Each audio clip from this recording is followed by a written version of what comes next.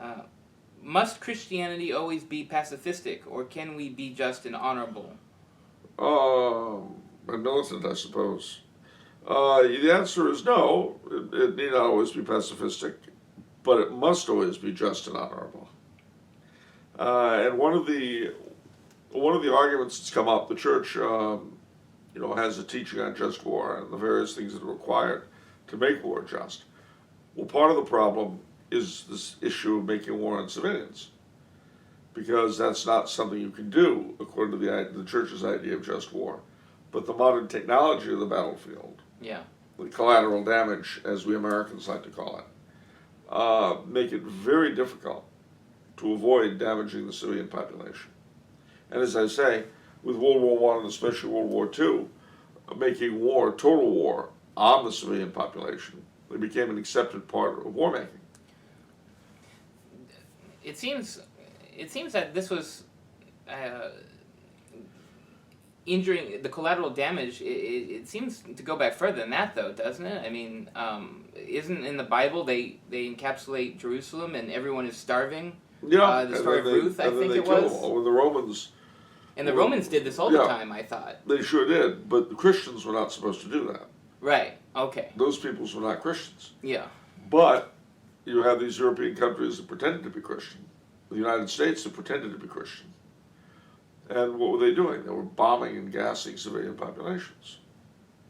Yeah. Well, how do you justify that? How do you justify Hiroshima and Nagasaki?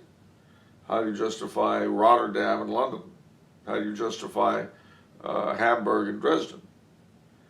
Well, you justify them by saying, well, it'll shorten the war, and more people will survive if the war ends quickly.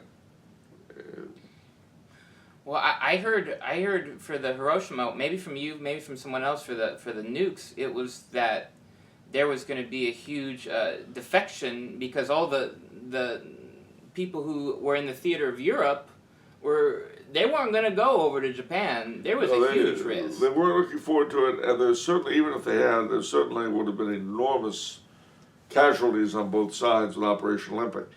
But the problem that you face here is that we had already told the Japanese, we'd given them, as we did with the Germans, unconditional surrender. Oh, really? Wow. Now, the problem with unconditional surrender is that it doesn't give your enemy anywhere to go. You say, we'll make peace if you do this and such. If he's been beaten, he'll make peace. If we had said to the Germans, for instance, get rid of Hitler, and we'll negotiate a peace.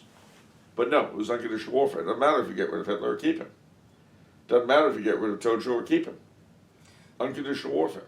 So that's part of the problem too, you're saying? I sure am. Unconditional warfare, unconditional surrender is, I think, an extremely or anti-Christian thing. Why do we do it? I mean, why does it occur? Because we're not very nice people. I mean, it began with our own Civil War. Well, I mean, isn't it a case for also pragmatism? Well, it is. I mean, it's a stupid thing. We started in the American Civil War because Lincoln would not settle for anything less than the absolute reincorporation of the Confederacy into the United States. That's where we, the United States, began the practice. Yeah. In World War I, Woodrow Wilson pushed it. And then in World War II, FDR insisted on it. It's a very American thing. And part of it comes to the fact that we know we're beautiful and perfect, and the enemy are evil. And again, I mean, to my way of thinking, the whole doctrine of unconditional surrender is as evil as any of our enemies could ever have been.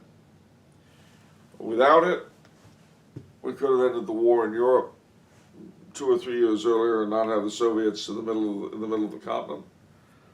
We could have avoided nuking Hiroshima and Nagasaki.